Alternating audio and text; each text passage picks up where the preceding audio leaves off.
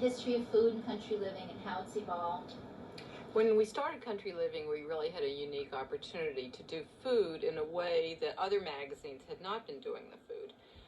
Rather than doing the expected thing each month, we decided to take specific subjects each month and delve into them more in depth. For example, a story just on corn or a story just on onions. We've done stories just exploring our ethnic roots in different parts of the United States. Country living is about a warm, welcoming feeling that modern homemakers like to come home to, and food's an important part of that welcome. Our first food article that was done in-house was a muffin article. Readers still write for that recipe, and we frequently do recipes like muffins and nostalgic, old-fashioned things that you don't find in other magazines. Can you do that again? After I go for picture. Can you just say what you just said again? Oh, the whole thing? Yeah. Oh. Hold on a second.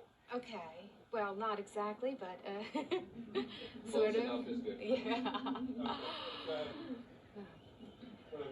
Okay. Country Living offers a warm welcome to readers in its decorating pages, and food is an important part of that same warm country welcome. Our first food story that was done in-house was on muffins, and readers still write to us for those recipes. Many of our other articles are about old-fashioned, heartwarming recipes such as muffins that families want to preserve and want to use year after year. That's wonderful. Isn't that nice? That's great. Actually, I thought of something else. Have grown in importance really in the magazine. Isn't that true? And now that food takes up a great section of the magazine, it's almost as important, I don't know if this is true, as the decorating pages, because there are so many food pages. Country Living, being a lifestyle magazine, includes not just decorating, but cooking and food and the kitchen. The kitchen has always been the heart of the family. So in our magazine, cooking and decorating all happen in the kitchen.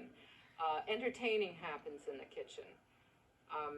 Food is more than just a way to subsist. It's a way to play out some of your fantasies, engage in your new hobbies.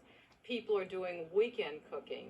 They're doing parties where people are bringing their favorite dishes to one home. We've helped revive the whole idea of potluck dinners. I forgot the question. Well, I think we were talking about the importance of food and country.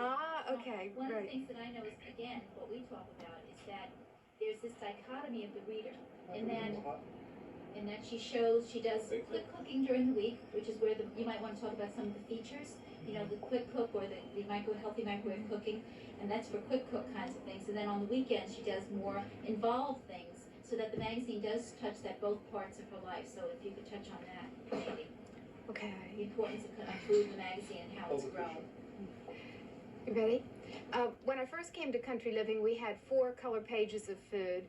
We now have 6 color pages and a number of articles each month that are black and white or partially color, but all that relate to the idea of country food. We were one of the first places where Americans began to see their own natural homegrown products used in interesting ways.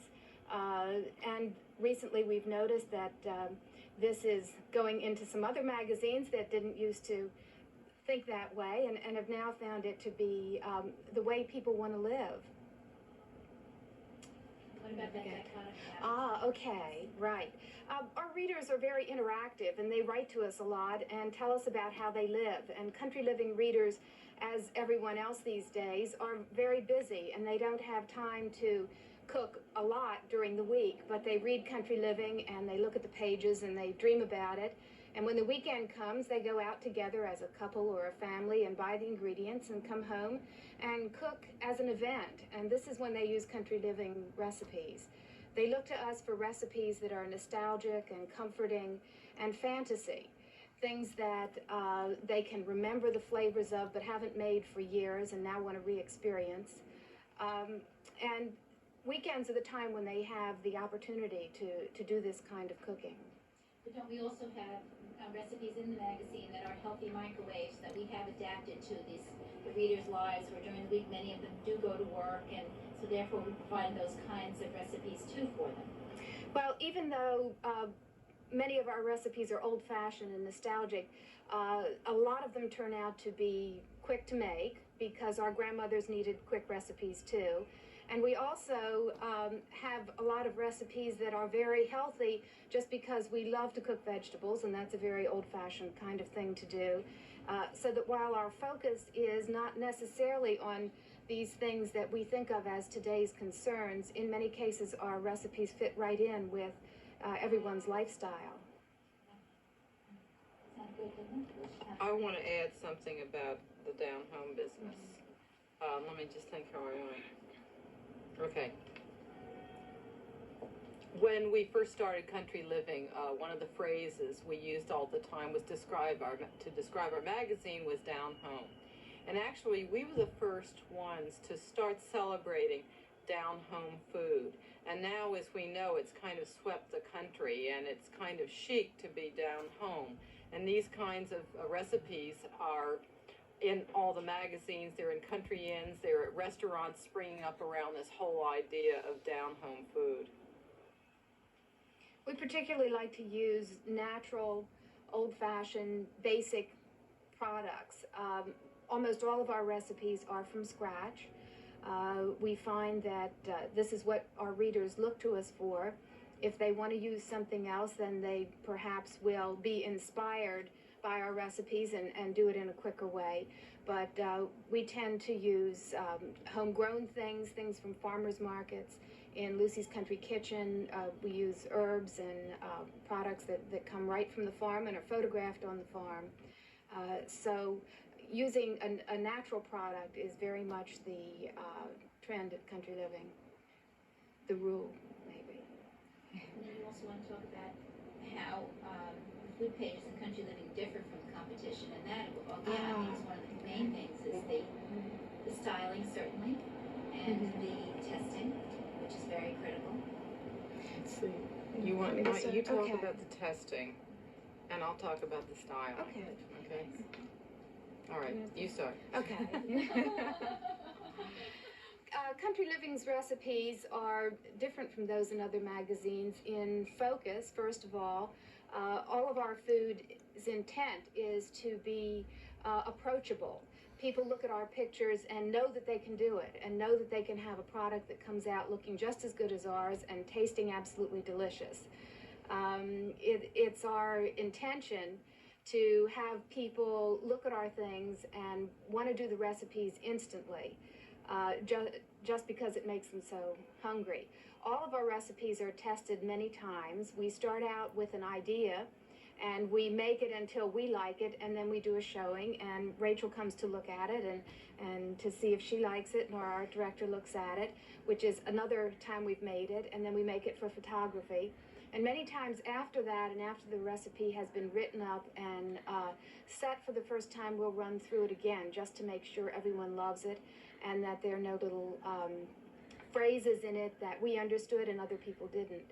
So we feel that our readers are very successful in using our recipes. And in truth, we have very, very few letters from people saying that they haven't been successful. I've worked at other magazines that produce food copy, and our readers are the most enthusiastic and complimentary readers that I have ever met. One of the things I want to get back to what you said, Rachel, about down-home cooking is that I know that one of the most successful features, or two of the most successful features you've ever had, was Mom's Best and Dad's Best. Yes. Would you like to comment on that? One of the things we've always tried to do with Country Living is to have a lot of reader involvement, and also to present our editors as real people and not just New York editors with clipboards and Harlequin glasses. So we started a series of food stories called Mom's Best, and we started with recipes from our own mothers and our favorite recipes, where we showed not only the recipe and the food, but pictures of ourselves with our mothers. And then it was so successful, we did Dad's Best. And we do plan to make this a regular feature in the magazine. It's all part of the reader interaction. We find that the readers like this because they identify with the recipes as well as with the period of time in which they were popular. We get a lot of phone calls and letters saying that they remember that their family made this recipe at about the same time. And then I've gotten several letters of people who think they're related to me. So I don't know if Rachel has too or not. Yeah, I have. Actually, yeah. I have, yeah. Oh, yeah, I want to comment about the presentation, too. Okay. Did you want to say that now? Yeah, because you can use this any place. Okay, good. Our food pages are more than food and recipes. They're also, it's a presentation. Our readers, we find that they like to copy everything we do. In our decorating pages, they like to do it from start to finish. And the same in our food pages. They watch to see how we're presenting the food, what kind of china we're using, what kind of accessories we're using. So we, in doing our food pages, we try to make them as painterly as possible. We merchandise them. We tell them where to get all the things we show in the pictures as well. And in addition, we want them to feel comfortable using what they have at home, what they have inherited from their families. In order to do that, many times we bring in our old things from home, our own family treasures, and show things in that, so that people will know that they can mix the old and the new, and be happy with whatever they have. So what kind of person do you think is drawn to country living and the country living food edit? I don't know. Wait, is that a question? Oh, was that your home question? Oh, okay, all right, I forgot my answer on that. Okay. Country living readers are people who are interested in their home, in every aspect of their home, from decorating, through cooking, through cleaning, everything that has to do with the home. These are home-oriented people. They're nesters. So naturally, any aspect of the home, the kitchen, the bedroom is very, very important to them. And again, because none of us can exist without food, food becomes of prime importance to our readers. Not just how it's cooked, but how it looks, how it tastes, how it's presented. Is it fun to cook? It's hobbyists. People are readers are interested in collecting antiques. They're also interested in collecting recipes. They're also interested in cooking these recipes. I don't like that answer. Yeah, you can take part of it. But you know what else there is about the reader, which we found, is that it's a younger woman. I mean, you would think that there are many women today that are cooking, that are learning to cook, that are trying to teach themselves to cook, that 5 years ago would have been on a very fast track, working 80 hours. Oh, I have an answer. Okay, I have an answer. Okay. There's a younger generation out there that is just discovering natural fibers. People who are brought up with synthetic fibers. Well, that same generation is discovering the joy of cooking. And the thing that's so much fun about it is that they think they're really inventing something new, but what they're really doing is finding out how much fun our grandmothers had when they were cooking from scratch. And also with the emphasis because of people's life stage, and many of baby boomers are having families, raising families, so that they want to provide this environment. Okay, that's you. We hear a lot about kitchen illiteracy these days. There are two generations now who really haven't learned to cook at their mother's sides, and many of them haven't had cooking in school either. And it's very exciting for us because they're so enthusiastic about cooking. When they cook something wonderful, it's like they've just painted a picture or they've created a work of art. And they write to us, they send us pictures of it. We find that we have more and more readers like this. For this reason, we write our recipes a little differently from the way we did 6 or 8 years ago. We try to give more detailed instructions. There are many old-fashioned cooking terms that they don't understand anymore. We have to describe things very basically. And we hope that they have all successes, and when they do, they just love it and tell us about it. Nutrition.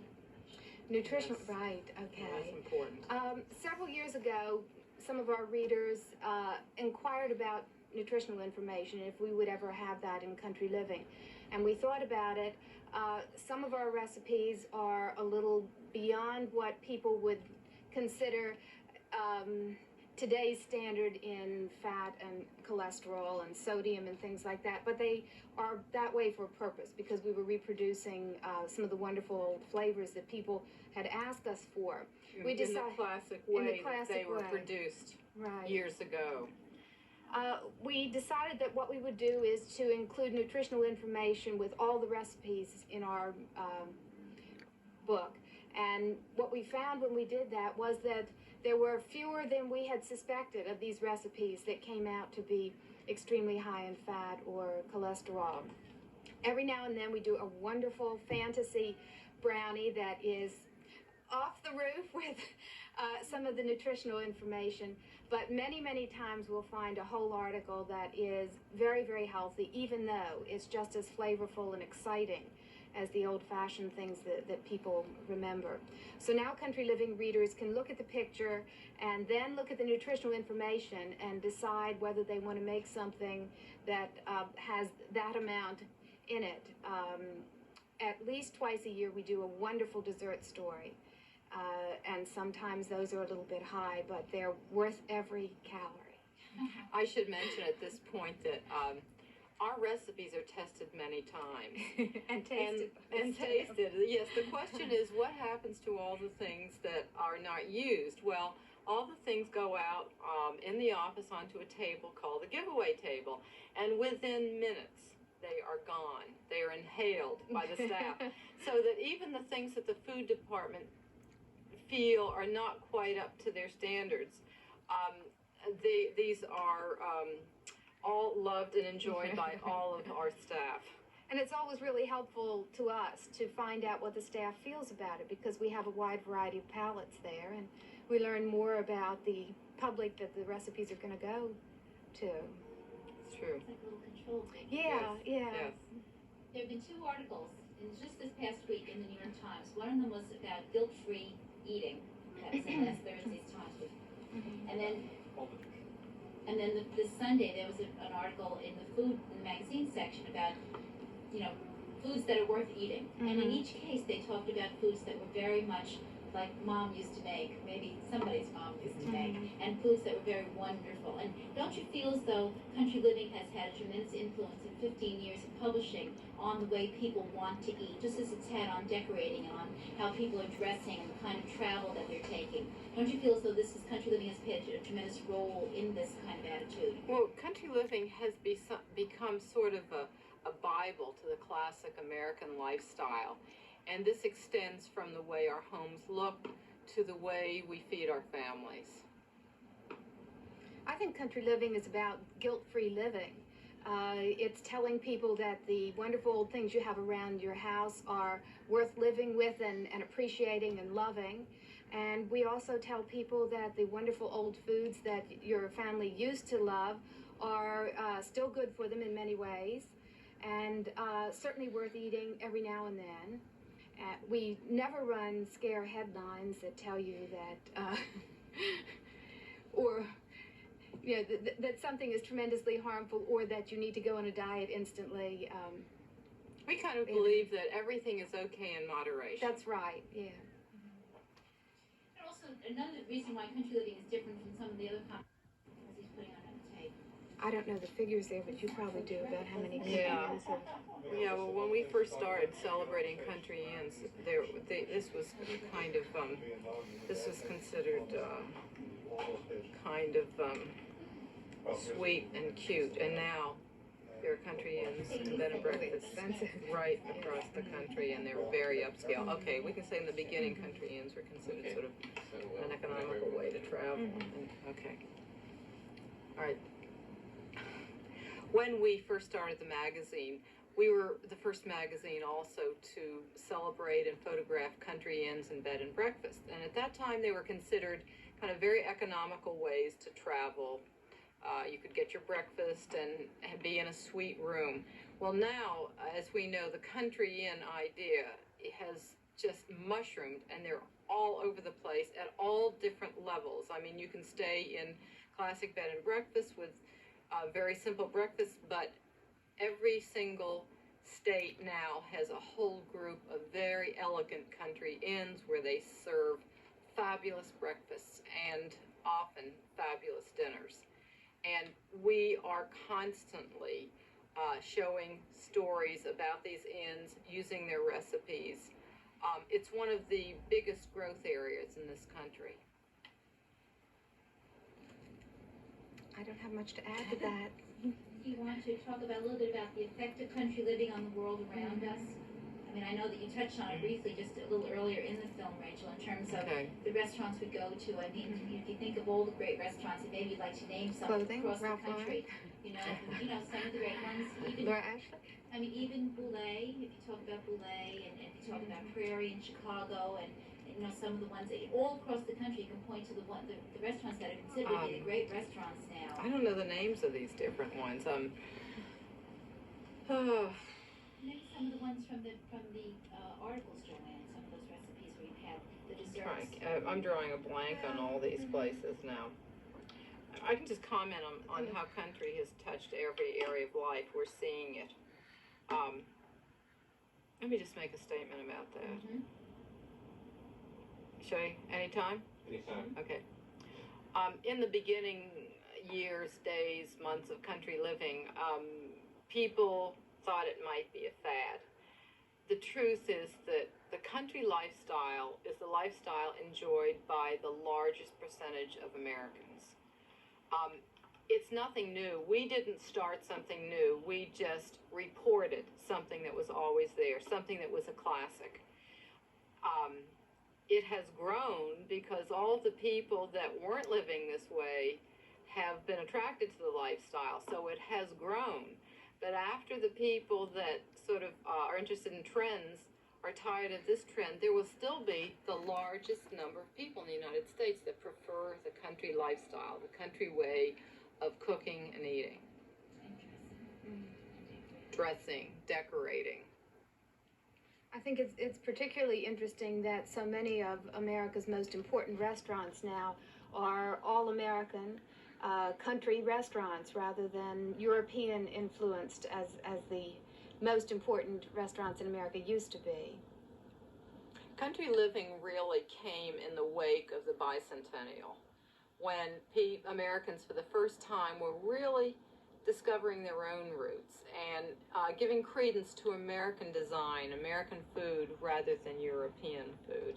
And now the irony is that we're seeing this whole country movement take hold in Europe. And hasn't country living, lowercase country living, also become, over the years, I mean, I know with your guidance and just what you've been reporting on, Rachel, a little bit more polished, a little bit more upscale. So now you have people like Ralph Lauren, who certainly have been, you know, very, very successful as a result of really capturing this whole spirit of Americana and, you know, fine natural materials and you know, that sort of thing. So that really, if you think about it, even the way people, the utensils that people use, the kinds of cookware that people want to cook in, all of those things are tied into this kind of natural movement. A country living was kind of in the avant-garde of what they're talking about for the 90s. Back in the late 70s, we are the ones that talked about the return to nature, a celebration of the land, taking care of the land, going back to down-home cooking, valuing all things, putting value to all things American. And we were growing during the years, many people were talking about high tech, but we just kept getting larger and larger and larger. So now here are the 90s, and people are predicting these so-called new ideas for the 90s, and we've been talking about this for the last 15 years. And we were the first. Now we're going to talk about why country living got involved in LandO'Lakes. Okay. One of the things that we are very excited about in this LandO'Lakes project is it's an opportunity for us to do something we've wanted to do for a long time, and that is have a contest for our readers where we can let the readers show us their stuff. And although we've had many opportunities in the past, there are special reasons why we want to do this one. And we're excited about the fact that we're going to be able to show our readers what some of them have done. Oh, no, that's not, I'm not saying it the right way. What we're excited about is that we're going to be able to gather in all this information from our readers and do a story with the winners of this contest. I think you should talk about why the other ones didn't. Okay. All the other opportunities we had. We had, yeah. This was not the first time we had been approached to do a contest. Many other people had called me, and we always had thought about it, and it just wasn't right. And when Francine called me and mentioned LandO'Lakes, I said, that's it. This is a marriage made in heaven. This is our, this is a product that we can identify with. LandO'Lakes is a cooperative of farmers that make great butter. I happen to love butter and use it a lot. And we thought that this was a product that fit within Country Living's food concepts, and that we would work very well together with. I've probably said over and over again, our readers are the most interactive people I have ever met. We thought it would be a wonderful way to allow our readers to tell us what they like to do with butter and sour cream and a lot of the good old-fashioned products that we tell them what we like to do with. And we're really looking forward to using the recipes that win the contest in either February or March of 1994. I'm really happy about the fact that Joanne is going to be very, very heavily involved in the judging. Because like most of our food pages, Joanne has a very, very definite opinion about what is right for our readers. And this is very important for us that she be very closely involved with the judging in this contest. And since in a way, when you think about it, Country Living's food is the way America wants to eat, and you can almost say that Joanne has her finger on the pulse of the kinds of food that America will really respond to very well, which is why the recipes that are published in the magazine are going to end up being so successful. I think people will love them. Yeah. Well, you just said it's good. Now why don't you come behind the camera and say? Are you getting what you need for this thing? I am. I'm getting lots and lots, and it's wonderful.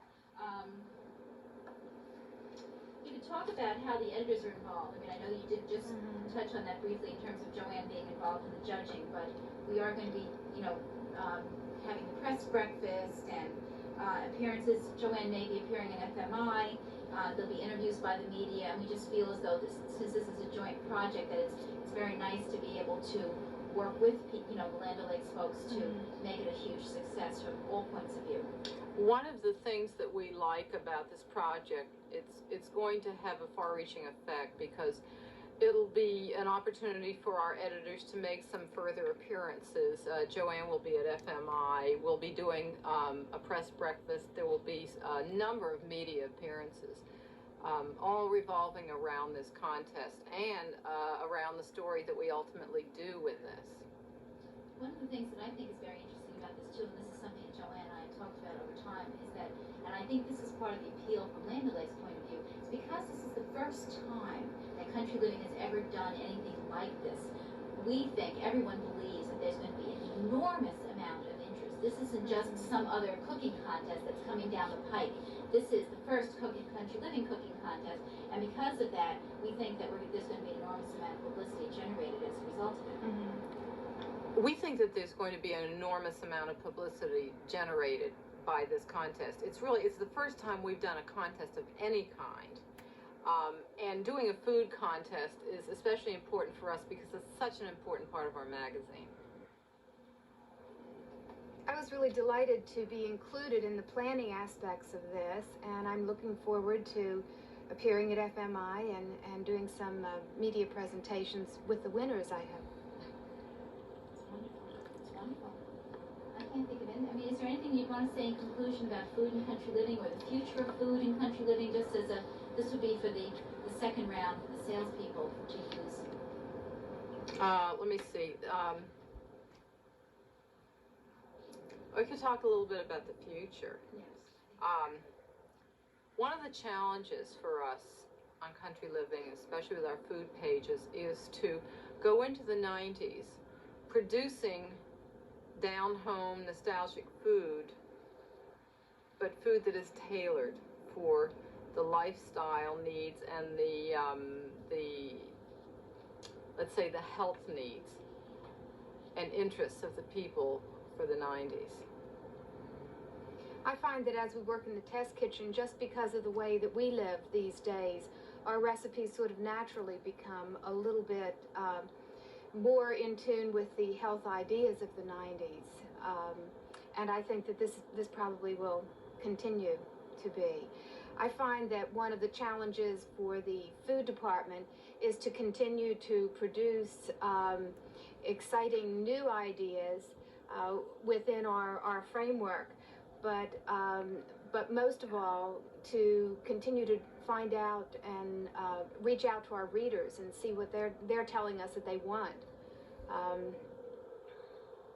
We do have this opportunity at fairs and trade shows and things like that. Our readers come and tell us frequently, but I think it's very important for us always to keep them in mind as to meet their needs first. We're very fortunate in that our readers are extremely vocal. They tell us exactly what they think, and we get love letters from our readers. But And pen pals. yes, but we also get some what I call constructive criticism.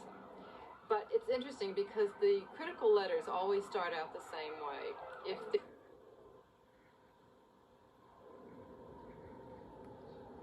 One of the wonderful things about country living is that our readers are extremely vocal. We get love letters from our readers. We get more love letters than I've ever experienced on a magazine before, and I've worked on 9 magazines. Or smiling, maybe. We might as well get this out of the way. You're interested in what she's saying. Go on, so Right. You know, when Rachel was talking at times, see, it's again, when the two of you were talking just extemporaneously, it's so wonderful, because when Rachel said, we get letters, and you turned to her with the microphone and you said, pen pals! Right. It was. That's just, isn't that great? I mean, that kind of thing. Yeah, Joanne, what we need you to do is to just look, yeah. not quite, so, yeah, she don't look towards us, exactly. Yeah. And you're looking at her, and... Don't really look at her though. Pick a point on that column. Okay. And look at the column. And smile. A little smile. Pretend you're wall-eyed. Okay, then you nod a little bit, and agree in. Yeah. A little more earnest than that.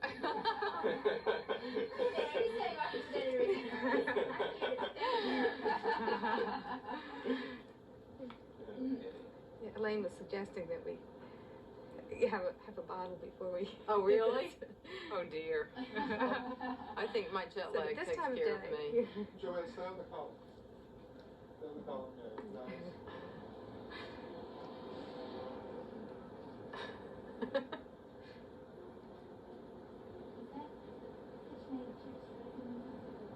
Yeah, this is a good picture. Are we going to be able to see any of this played back? A tiny bit? Okay, let's do the reverse. Okay, now you're going to do the same thing. Okay. Yeah, you need to pick a point, like maybe this blender over here. Okay. Blender. I should be talking to that now? No, you're I want to say that. acknowledging, smiling, agreeing, that kind of thing. Pick something up a little higher in the room. Yeah. Blue star. Okay. Now I'm feeling silly. Well, No, you're doing fine. Right. This gives us something to cut to. yeah, perfect. A little smile.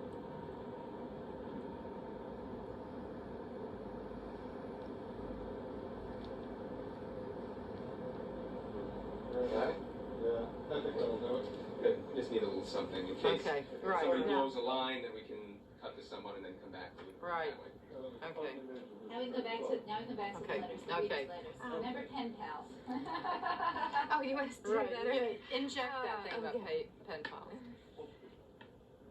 Okay, stand.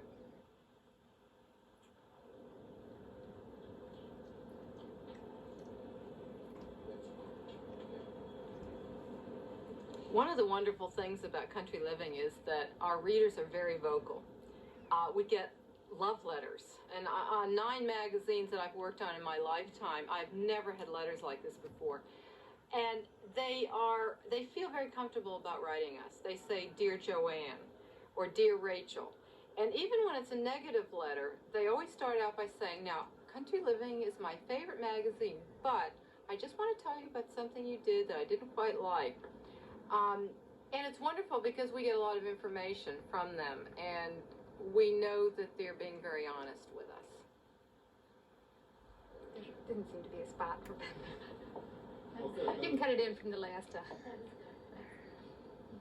I think that's it. Okay. We talked about the Okay. future, food, right? And I think we covered past, present, importance, influence. And that's wonderful. It's wonderful. And And I didn't even have to mention ducks on sticks. Before you go away, I'd like everybody to just stand still. Oh, okay. 20 seconds. Okay. Get some room up.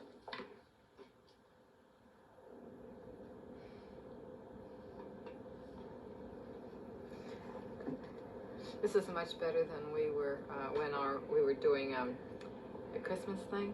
Good Morning. CBS Good Morning. she just lets you talk. You're so good. It's wonderful. That was so painful that I never time. had any thought in my mind that we should have a script because the two of you are just going to get going and it's 5 to 6. You know, you said an hour. Yeah. This is perfect. Right. Actually, yeah, I know. It's 5 years ago. I wouldn't have done this. Joanne was always good at this. I always hated it. Well, you're a real ham now, that's for sure. Oh, well, that's what I learned at Dale Carnegie. They said the people. Room tone.